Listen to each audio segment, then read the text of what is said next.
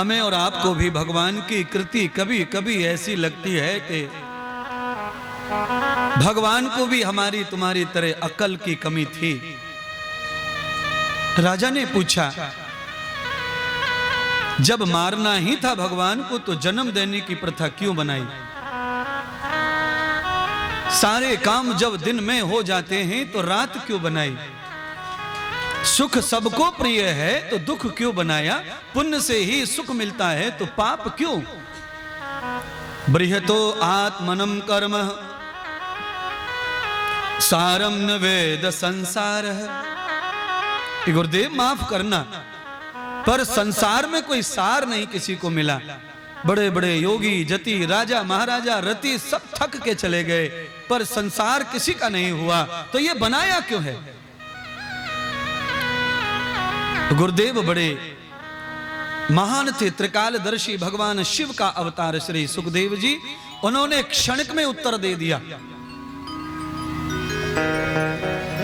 यस्यो आत्मनम कर्म जीवम कर्मम फलश्रुति।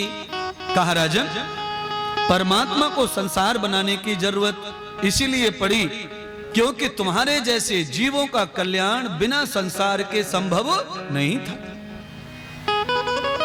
भगवान तो संसार नहीं रहता तो भी रहते, वो तो अनादि अनंत है, पर ये प्रकृति की बार बार रचना भगवान क्यों करते हैं?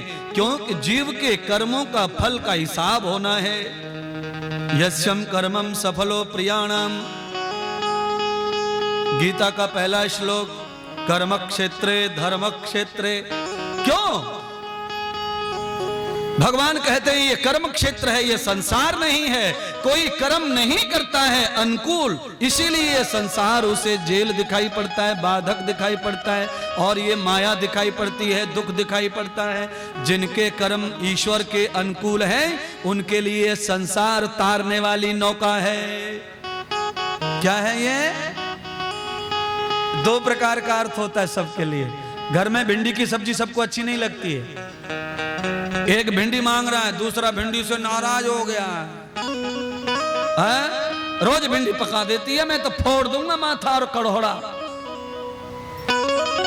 और एक रो रहा है, मैं नहीं खाऊंगा ये, मैं नहीं खाऊंगा वो, मुझे तो भिंडी प्रिय है। ऐसा है संसार। एक घर में चार आदमी, चारों की पसंद, एक को जो पसंद है वो दूसरे को पसंद नहीं है।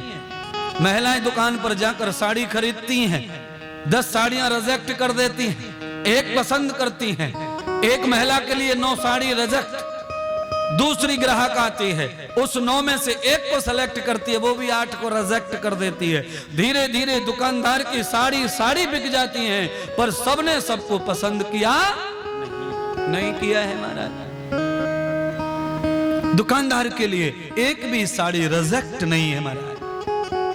बनाने वाले ने जो बनाया है वो सेलेक्ट करके बनाया है। हमारी पसंद रिजेक्ट और सेलेक्ट के लिए चॉइस हमारी काम करती है।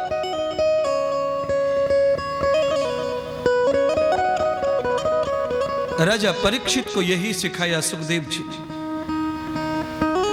संसार भगवान ने सबके सहारे के लिए बनाया है।